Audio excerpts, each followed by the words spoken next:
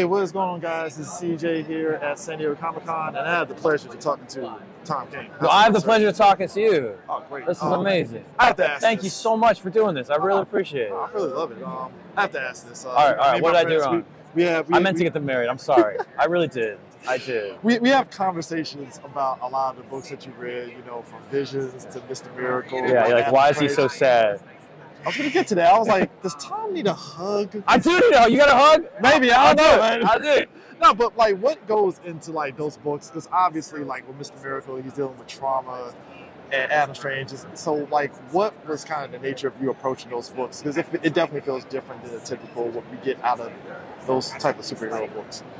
I mean, I always think of myself as like Jonathan Hickman and I are kind of the two opposite kind of writers. Like Jonathan Hickman, I read his books. I love Jonathan Hickman's books. Oh, I do. But he's taken superheroes and he raises them to gods. Yeah. When I read a Jonathan Hickman book, I was like, man, I feel like Zeus is talking to Jesus and they're having a conversation, and it's amazing. I do the exact opposite. I take these gods and I bring them down to earth. Because to me, superheroes, they're people. They have the same problems we do, and they triumph by overcoming those problems. Yeah.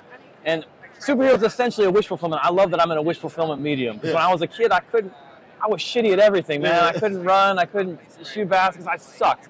And so I read comic books and I felt like I was living in another world. And to me, if you want to talk about wish fulfillment, you have to talk about reality too. Yeah.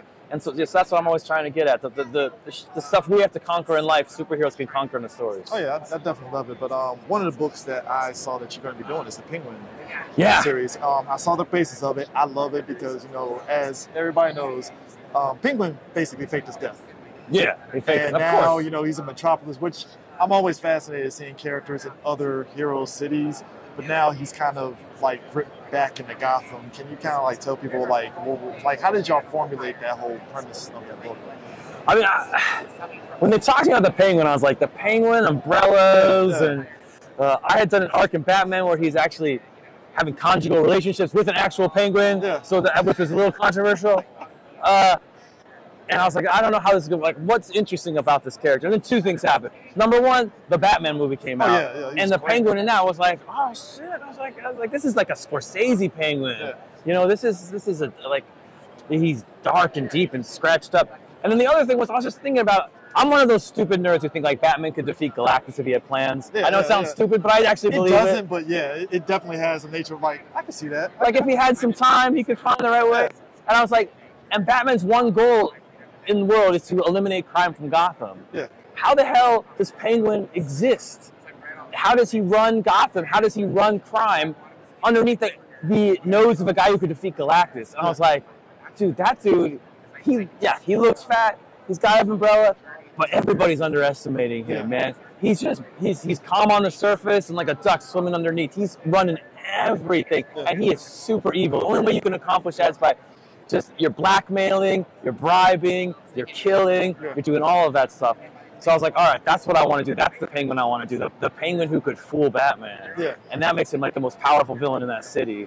And having him be like, I'm out of Gotham, I'm out of crime. Plastic surgery. I'm done, plastic surgery. I got lost some weight. Went on Weight Watchers, I'm good.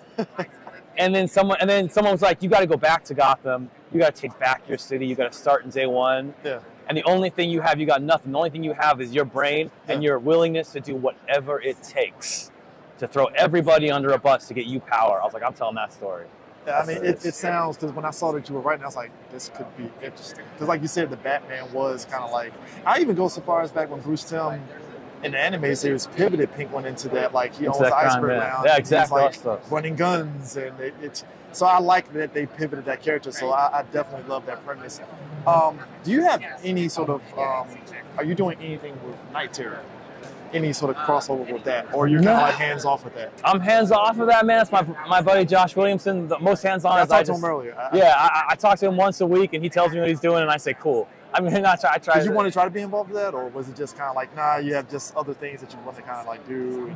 No, you know, at the time I was Yeah, my schedule was super full, and we were prepping the launch of Wonder Woman, and I wanted that to be sort of the big thing. So I know it was coming after Night Terror, so that was where all the focus was on pushing Wonder Woman to where she. Speaking of Wonder Woman, how did you go about that whole premise of? Because I remember I saw you do an interview where you mentioned the whole aspect you wanted to make Wonder Woman kind of like the focal point of the DC universe. So how did you come about like just going about that vision for that character? Dude, it was hard. Wonder Woman's hard. I've written Batman a lot. Yeah. I've written Superman a little bit, but you know, and Wonder Woman is a whole other level of difficulty because she doesn't have like a Dark Knight Returns or a Year One. You know, she doesn't have like the story that you're kind of like playing off of. Yeah, the de facto something. She's got some close stuff like the George Perez stuff, and her character changes. I mean, it's different than it was when she was 80 years ago and was 50 to 30. Yeah. Like a lot of people have done a lot of things with her. And I was like, what in her makes her awesome besides the fact that she's an icon? Yeah. Like besides her look, what makes her personality? And I was like, how do I do that? And I was thinking about it, and I was like, okay, well, I've written like what about her is different than because you'd be, oh, she's nice, she's kind, she's empathetic. I was like, yeah, well, Clark Kent is all those things too. Pretty much. And she's tough, she's a warrior, she's a fighter. I was like, well, Batman's all that shit. So what?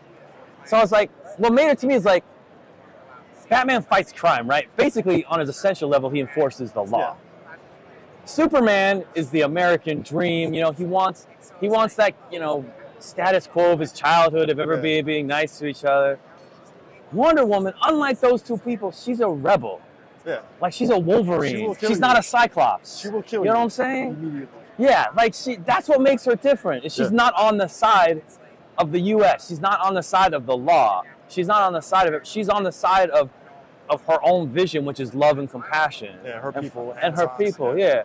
And then I was like, that I can build a story around. That I can make it iconic. And that I can put her in the center, the same way Wolverine became sort of the center of all the Marvel universe. Yeah. And it wasn't about the Fantastic Four or the Avengers anymore. When I was a kid, it was about Jim Lee and Wolverine. You know, like that was what that was about. And so that's what I wanted to do. I was like, I'm going to Jim Lee Wolverine this thing. So that was the impetus. So, I mean, past that, I mean, is there a level of excitement? Because, you know, you get off of the Trinity, and then, like I said, going to Penguin, is there a level of excitement being able to take somebody that's not, like, higher tier and really do something with them, like with Penguin? And just, do you get a little bit more freedom, I should say, with Penguin compared to, like, a Wonder Woman and a Batman?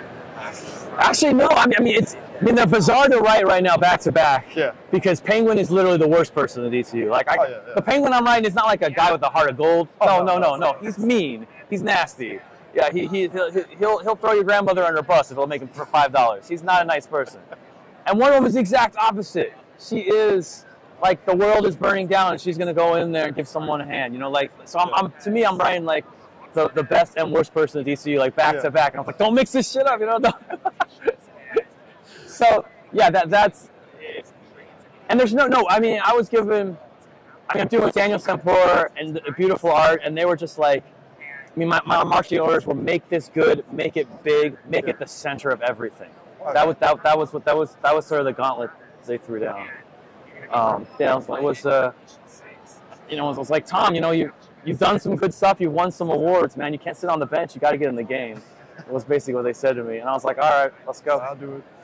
But I appreciate you taking the time talking to me because I appreciate you doing this. I had to ask that question up top, like, you need a hug, Tom, like, cause always, every day. That's why I have my dog, and my wife, and my kids. That keeps me centered. Cool. Well, I appreciate you taking the time talking to me. You're the best, man. I appreciate you. Thanks. Take it easy, guys. Peace out. Thank you so much.